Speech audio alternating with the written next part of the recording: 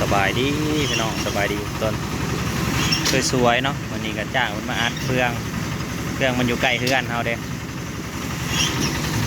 ก้อนประมาณจักโลโอ้อัดไว้ให้งัวพี่น้องเอ้ยไว้ให้งัวมันก็สิเก็บง่ายแน่มาเบิ่งรถอัดเครื่องตามฝั่งลาวรถประดิษฐ์เป็นรถประดิษฐ์พี่น้องเอ้ยอัดเครื่องแบบประดิษฐ์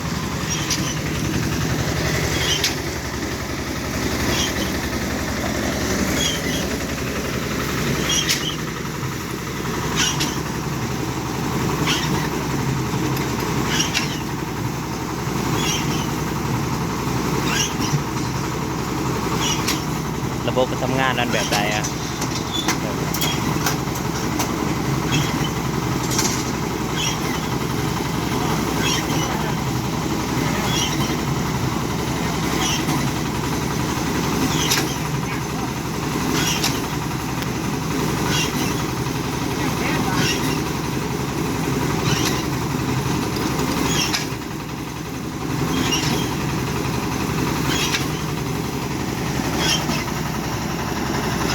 ระบบการทำงานนั้นแบบนี้เนาะ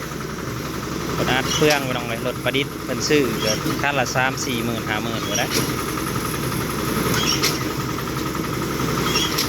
แต่ว่านั่นมัดน่ะสิตัวแนนคือเครื่องจักรนะ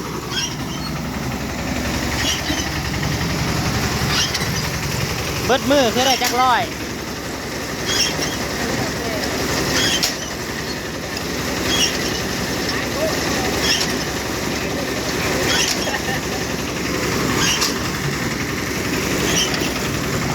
เด้อ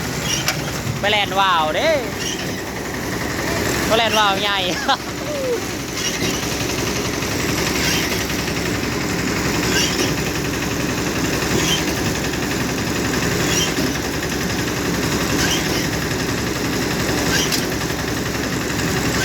ระบบการทำงานของมันประมาณนี้แหละพี่น้อง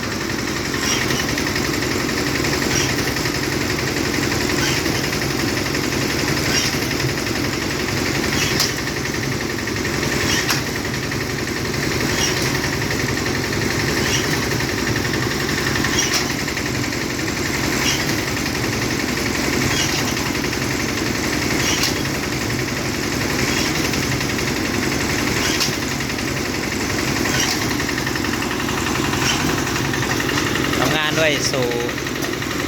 รถประดิษฐ์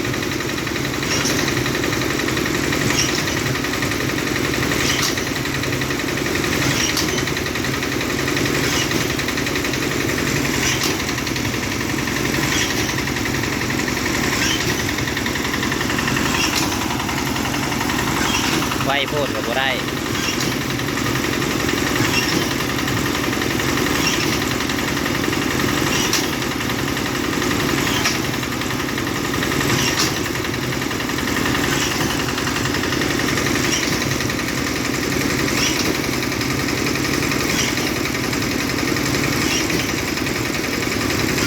เครื่องงัดว่าเก็บง่าย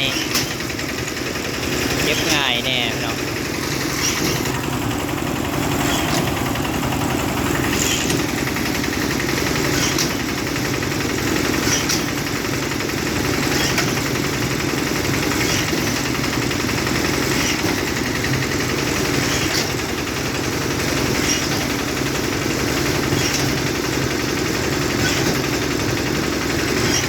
ย่อไปละ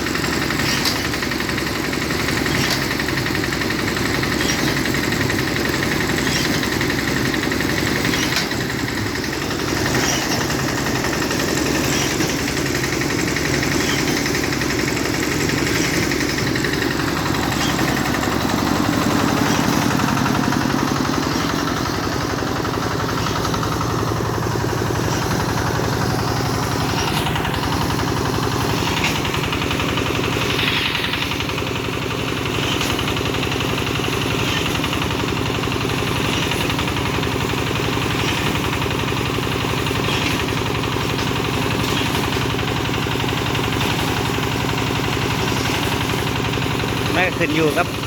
คนหยัดที่กันด้วยเนาะ คนไวมันก็อัดได้ไวคน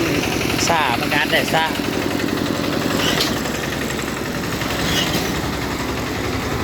ดันมาเป็นประมาณนี้แหละก้อนเฟืองอัดน่าจะบนแน่นคือรถใหญ่นะคือรถใหญ่เป็นรถรถสีแดงๆนะเนาะรถฟอร์ดใหญ่นะรถแดงอ่ะมันจะอัดแน่นกว่าแล้วก็บ่อยากเคี่ยง่ายๆนะคือก่อนเฟืองต่างกันบ่พี่น้องต่างจากฝั่งไทยบ่รถอัดเฟืองคือว่าฝั่งไทยก็มีแบบนี้บ่หรือแนวใดเราเห็นแต่ฝั่งไทยเพิ่นคันรถเกี่ยวเพิ่นเกี่ยวแล้วก็ใส่รถฟอร์ดเป็นแก่ไปแล้วก็อัดไปนำรถนะมันเขี่ยเขาเองมันอ่ะเอาเห็นอยู่ทางฝั่งไทยนะง่ายๆเพิ่นเฮ็ดมาแบบง่ายๆคือกันจ้างมาหาเลาะอัดอยู่แถวทุ่งนา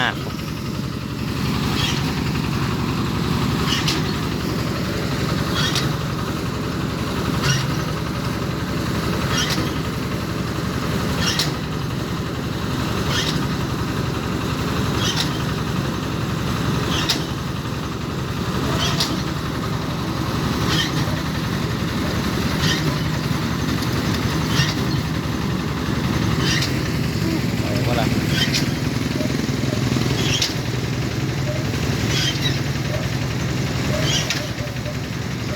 หมู่เฮียนรถเดียวกันนั่นแหละ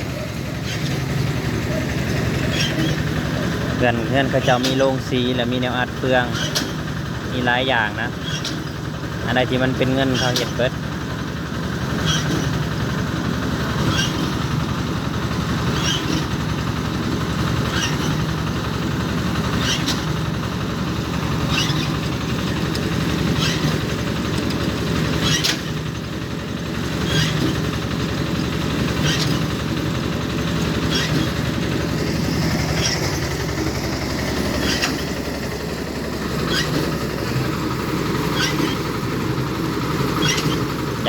ยันเขา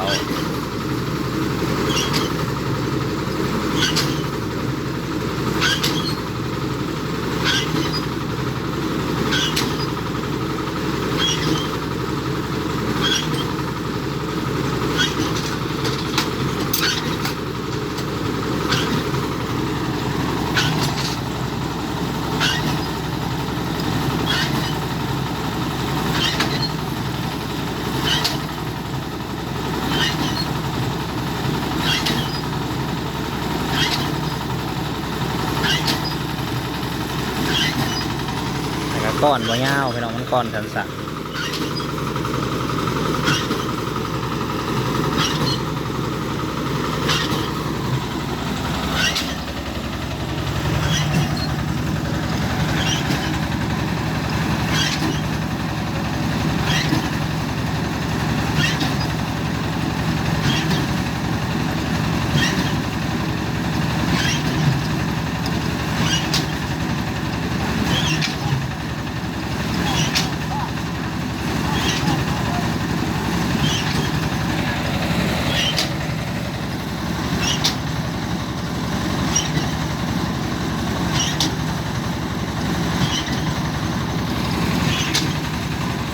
ก็ง่ายต่อการเก็บน้ำน้องเฟืองอัดมันมีมองไหวเลยง่ายต่อการเก็บแต่ว่ามันจะเสียเงินคือว่าแหละ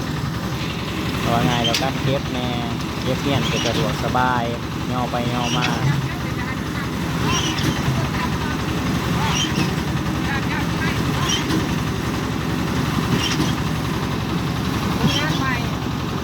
ฝึกงานใหม่บ่ฮะ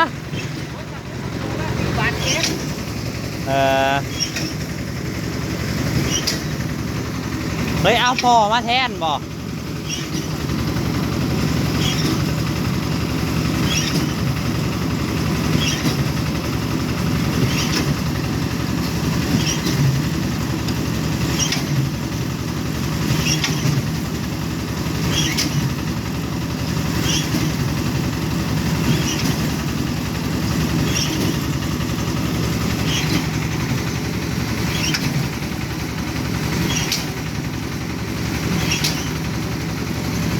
ใส่หลายก้อนเติมมาได้อัดอยู่50ก้อนพี่น้องเลยประมาณ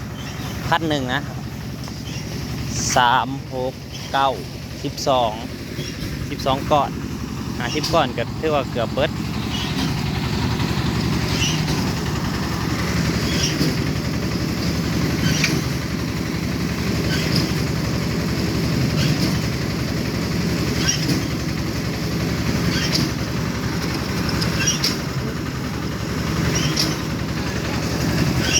เสื้อขาดบ่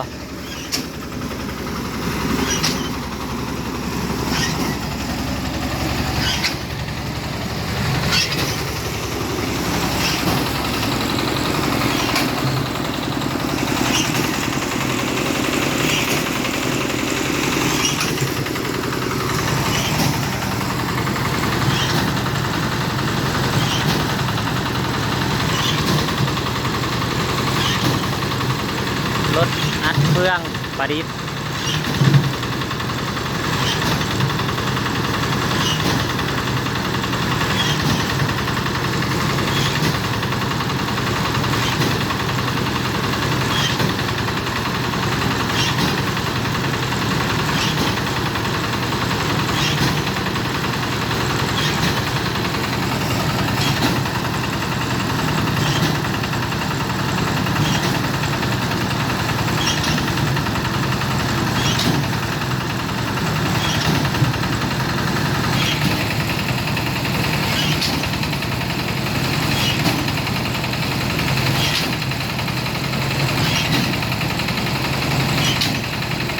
หมุนไปพอกันใหม่พี่น้องเอ้ยขอบคุณหลายๆที่เข้ามาครับชม